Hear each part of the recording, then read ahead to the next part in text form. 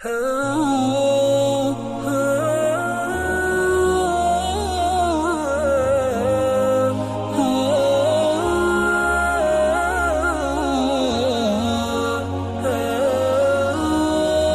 کے اندر حضرت موسیٰ علیہ السلام نے ایک کبتی کو تھپڑ مار دیا تھا. قرآن مجید کے دامن میں یہ واقعہ موجود ہے. تو آپ کی جلالت اور آپ کے زور کی تاب نہ لاتے ہوئے وہ وہیں ڈھیر ہو گیا اور اس کی موت واقع ہو گئی. تو مصر کے حالات کشیدہ ہو گئے اور حضرت موسیٰ علیہ السلام کو مصر چھوڑنا پڑا. تو وہ شہر مدین کی جانب جا رہے تھے کہ راستے کے اندر ایک کنواں تھا. وہاں کچھ لوگ اپنے جانوروں کو پانی پلا رہے تھے. تو حضرت موسیٰ نے دیکھا کہ دو پردہ دار خواتین ہیں، وہ اپنے جانوروں کو ایک سمت لیے کھڑی ہیں. سمجھ گئے کہ مردوں کے ہجوم میں آنا نہیں چاہ رہی، ان کا حیا مانے ہے. تو آگے بڑھے اور ان کے جانور ہانکے اور ان کو سیراب کیا اور پھر ان کی جانب ہانک دیے. وہ واپس گئیں اور اپنے والد بزرگوار سے کہا کہ ایک سال نوجوان جس کی آنکھوں میں شرم و حیا تھا، اس نے ہمارے ساتھ یہ مہربانی کی. تو ان کے والد گرامی نے کہا کہ جاؤ اس کو بلا کے لاؤ. قرآن مجید میں اس کا ذکر کیا گیا. فجاءتہ احداہما تمشی علی استحیاء، ان میں سے ایک خاتون حیا میں سمٹی ہوئی حاضر ہوئی.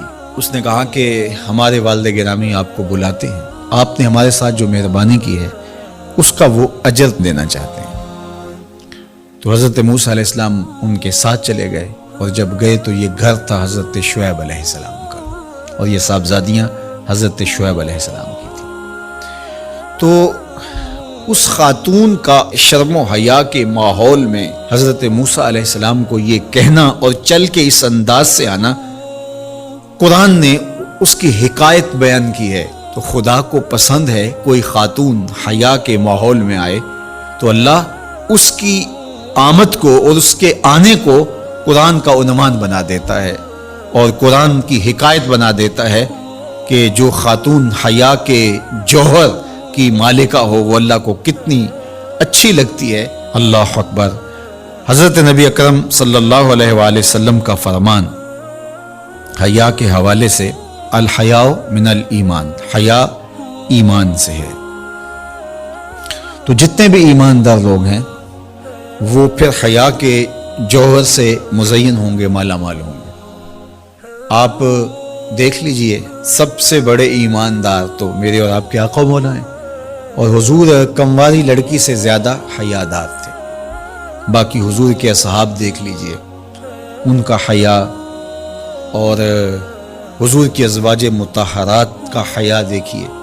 ام المومنین حضرت عائشہ رضی اللہ تعالی عنہا فرماتی ہیں کہ حضور کا جب وصال ہوا اور حضور میرے حجرے میں دفن ہوئے تو میں جب حضور کی قبر انور پہ جاتی تو معمولی چادر اوڑھ کے چلی جاتی اس خیال سے کہ میرے شوہر ہیں. پھر حضرت ابو بکر صدیق رضی اللہ تعالیٰ عنہ کا وصال ہوا تو وہ بھی ساتھ دفن ہو گئے تو میں پھر بھی اسی حالت میں جاتی اور میں سوچتی کہ ایک میرا شوہر ہے اور دوسرا میرا والد ہے. کہا پھر حضرت عمر رضی اللہ تعالیٰ عنہ کا انتقال ہوا اور وہ بھی ساتھ مدفون ہوئے. تو حضرت ام المومنین فرماتی ہیں کہ اب جب میں جاتی تو میرا جانے کا انداز مختلف تھا. فواللہ ما دخلت الا وانا مشدودۃ علی ثیابی حیاء من عمر. کہا اب جب بھی میں جاتی تو خوب اوڑھنی اوڑھ کے اور چادر لے کے جاتی، مجھے عمر سے حیا آتی. یہ ام المومنین کا انداز زندگی ہے. مخدرات اسلام کو اس سے سیکھنا چاہیے. جو قبر میں دفن ہیں ان سے بھی یہ حیا کریں، جو مومنوں کی ماں بھی لگتی ہیں.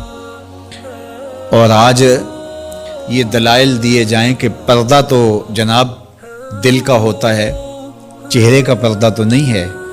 باقی کسی کو اپنی آنکھ میں شرم پیدا کرنی چاہیے. عورت کو کیا ضرورت ہے کہ وہ اپنے آپ کو ڈھانپ کے رکھے. اب ام المومنین کا عمل یہ ہے کہ فرماتی ہیں کہ میں اپنے آپ کو خوب سمیٹ کے جاتی حیاء من عمر، عمر قبر میں ہیں لیکن ام المومنین فرماتی مجھے پھر بھی حیا آتی. اور حضرت سیدہ طیبہ طاہرہ حضرت فاطمہ تو زہرا رضی اللہ تعالی عنہا نے کہا کہ عورت کے لیے بہترین پردہ یہ ہے کہ اس کو کوئی غیر مرد نہ دیکھے اور وہ غیر مرد کو نہ دیکھے. تو جب یہ ہمارا دین ہمیں سکھاتا ہے اور حیا کا یہ سبق دیتا ہے، بڑوں سے حیا کرنے کی تلقین کی گئی، اللہ سے حیا کرنے کی، اس کے رسول سے حیا کرنے کی تلقین کی گئی. صحابہ فرماتے ہیں بعض اوقات ہم کچھ پوچھنا چاہتے ہوتے تھے اور حضور کے حیا کی وجہ سے ہم ایک عرصہ تک وہ بات نہیں پوچھ پاتے تھے. آج دادا کے سامنے بچے جس طرح بات کرتے ہیں اور جس طرح بچوں سے حیا کا جوہر ختم ہو گیا ہے اور اس کو وہ تہذیب نو کا کرشمہ سمجھتے ہیں اور جدید دور کی کرامت سمجھتے ہیں، یہ دور جدید کی کرامت نہیں ہے، یہ جاہلیت ہے. بڑوں کا احترام اور بڑوں کی عزت یہ زندگی کا جمال ہے.